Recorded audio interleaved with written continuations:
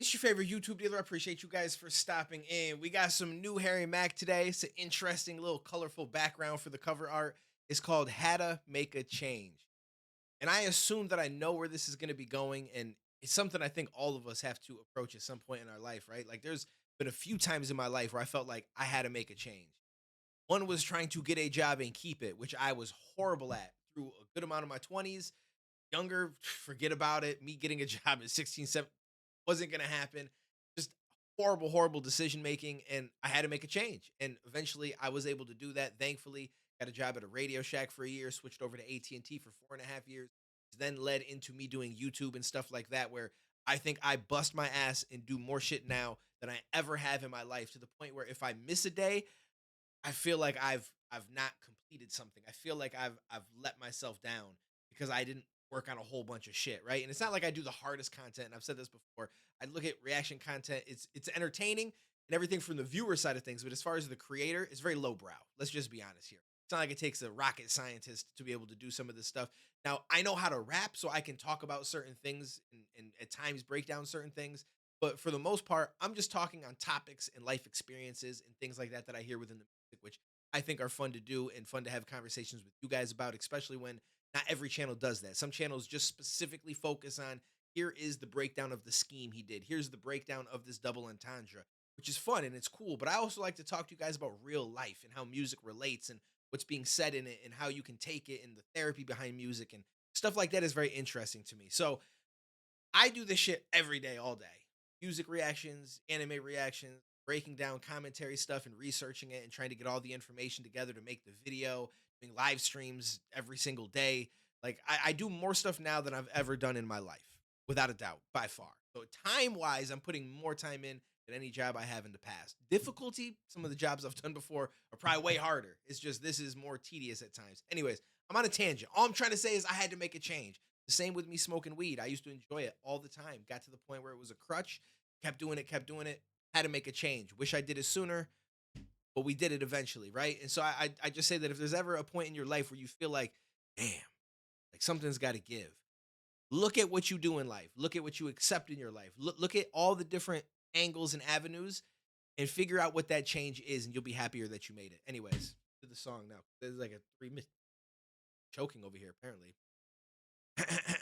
All right, I think I'm okay. I thought I was gonna die there. Yeah, anyways, let's just dive into the song. This is way too long of an intro. TED Talk for Duane. I'm breaking things off of my...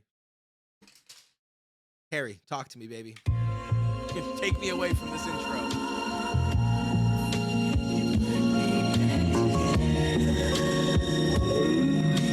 Okay.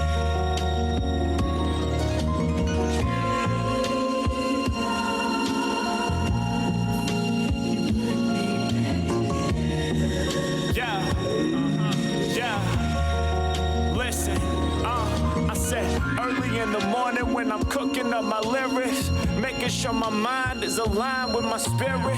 Used to pack a bomb bowl, light it up and clear it till it made me paranoid. My life, I started to fear it, and now I'm living sober if you don't include the coffee.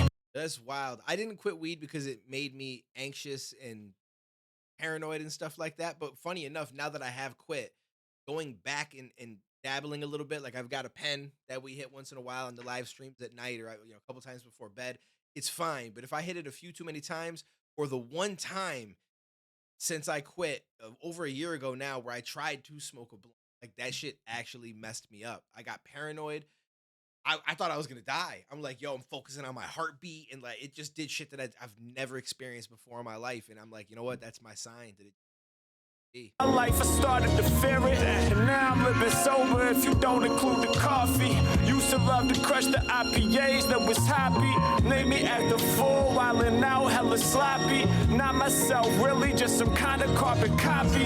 Busted ass jalopy to a brand new Maserati. That's the level of my glow up, feeling like no one can stop me. About to cop my girl an engagement ring that's rocky. Winning is my job, this is more than just a hobby. Energy is godly, they consider me a deity. Off they radar entirely, no one seeing me. No talent rappers, fuck the game, I'm so egregiously. I'm all about the craft, so don't ask about my feature feet. Why? Yeah. I like I had that. to make a change. I like that. I'm all about the craft, so don't ask me for my feature fee. Because it basically what he's saying is like, if I'm working with somebody, it's because I feel like it's good for the craft. It's good for my craft. It's good. It's good for what we're like. We're gonna create something that makes sense. I ain't just gonna take fees and jump on features and do like because I may not relate with it. It may not be something that I'm about. So I'm just not gonna do it. I'm gonna do the shit that I want to do. I can respect that. I like that a lot. Make a change, yo. I got that passion in my veins, yo. No longer bashful on the shame, yo. Now I'm a master. Listen, I said I was so depressed, sleeping until noon or 1 p.m. How can I turn my life around? I was wondering, many a mistake on the daily. I was blundering, cracking up the steel reserve, rolling up a blunt again. Started as a party goer, turned into an addict. Shit was not a joke, so I gotta be emphatic. I ain't hardly noticed cause the shift was automatic. Before I knew it, I was fiending for that feeling like a savage. Alcohol's a problem cause if you need social lubricant, there's nothing in the world that's more effective at doing it. Showering, I was sober, but with sipping, I was truly lit. Life at the party was spitting game that was too legit. Perfect for a race of timidness and your concerns, but eventually, there's a diminishing returns.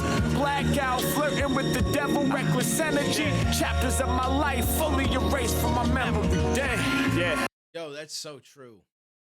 And honestly, like that was probably the reason why I started to get into drinking and going out and stuff like that because I didn't do it at first. A lot of people did.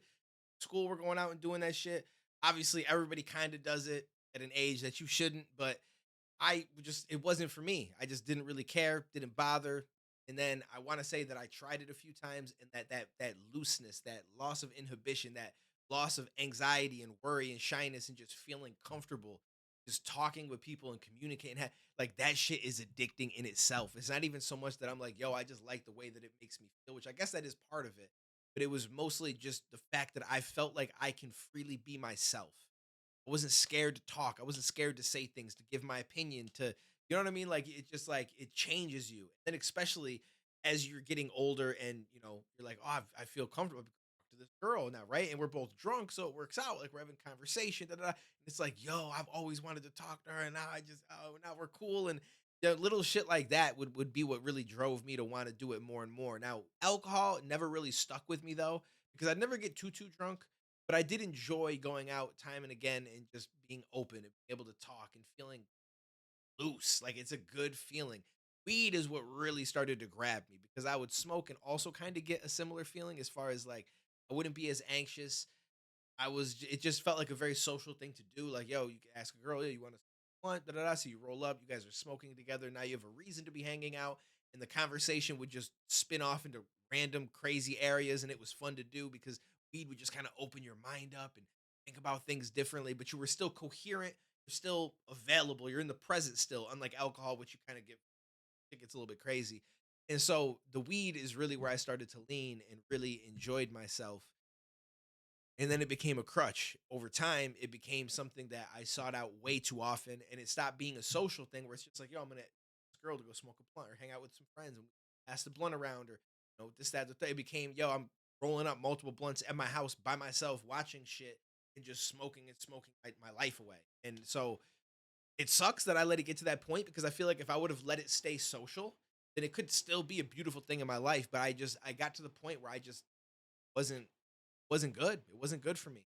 And now going back, I get that paranoid feeling and it's just like, I can't function. I don't like it. I don't like feeling that way. And I'm not going to keep doing it to try to get past that. I feel like that's the way it is now. My mind just works a little bit differently and I can't handle it the same way that I used to. I said I had to make a change, yo. I got that passion in my veins, yo.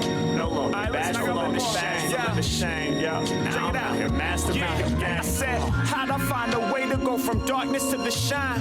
From fully out my mind to spiritually aligned.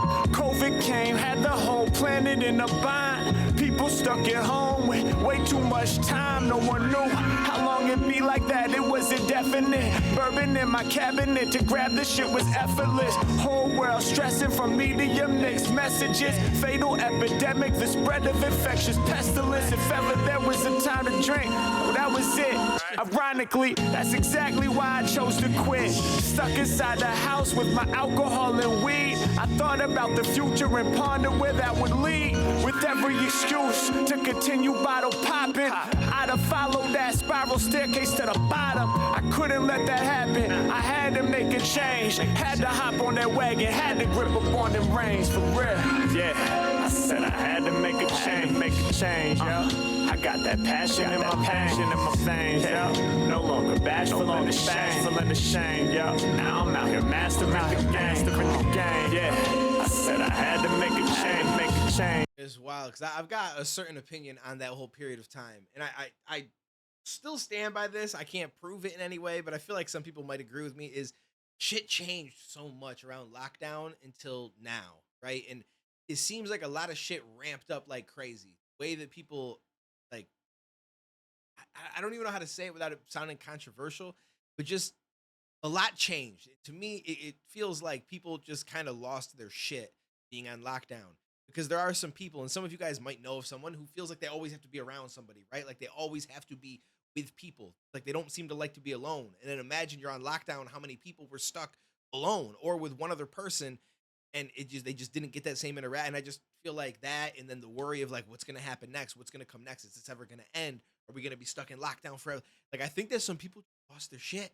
Like I think that they lost their shit. Like they can still function amongst society, but I just personally feel like that is a big reason between a lot of shit, or that was the big reason, I guess, that caused. I'm trying to think of the word that I'm trying to use, that caused a lot of the shit that we've seen happen since then, and why everything is ramped up and shit has gotten so crazy. And it just seems like the world changed with that moment, even though we've gotten through it. There's like everlasting changes that have happened to people's brains and just the way that they do things in life, the way that they interact. Like I'm not saying things were perfect before 2020, but I just totally feel like they've changed significantly since. I got that passion in my veins, yo. No longer bashful in the shame, yo. Now I'm out here mastering the game, yo.